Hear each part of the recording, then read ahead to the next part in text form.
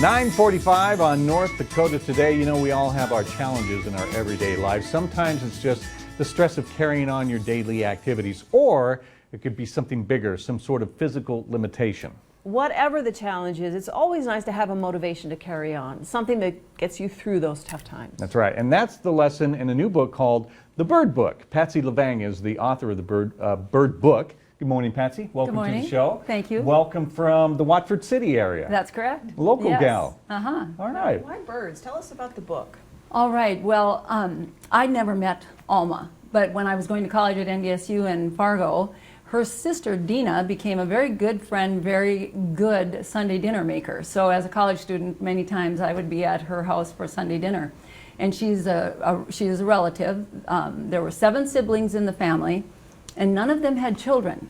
And Dina was married, and so as I got to know Dina and Olaf in my time at NDSU, they just knew I loved art. And so when Alma passed away, she had a box of things, and in that box were these drawings.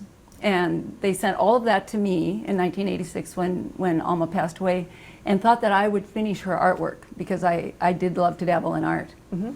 Well, I couldn't do that because it was her Beautiful artwork on its own, right? Yes, yeah, I just really couldn't do that. So I started dabbling and kind of writing on papers and started what I thought maybe someday would be a book.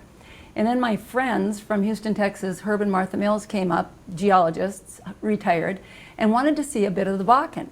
And when they came up, Martha asked if she could read a few pages of what I was working on in my office, and I said, well, sure. She started to read it, and she started to cry, and I said, oh my goodness, it's that bad? And she said, no, it's wonderful, and you need to publish it. So that was the mandate. Mm-hmm. All right. The outstanding thing, and this is a gorgeous book, by the way, and Thank these you. are all really literal illustrations. I mean, Yes. Alma, the story of the little girl in this book, did all these illustrations. So I'm gonna show these to camera 3 here, just so our viewers can get a little bit of a taste of how gorgeous these illustrations are in the book. Is there a message in the book?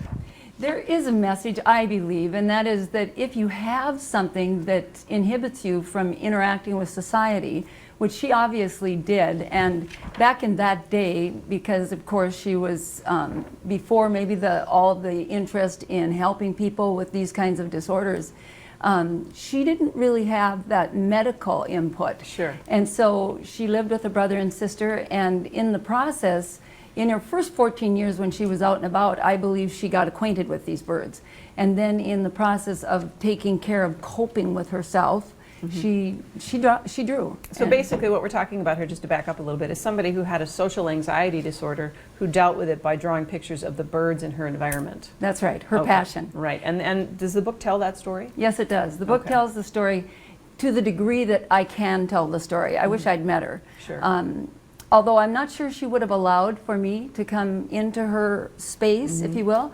My sister did go out to Minnesota at one time and did try to get to meet her, and she just was too reclusive to engage. Now you have a background in psychology, correct? I do. Okay, and so is that why this story resonated with you, or do you think that it would resonate with anybody?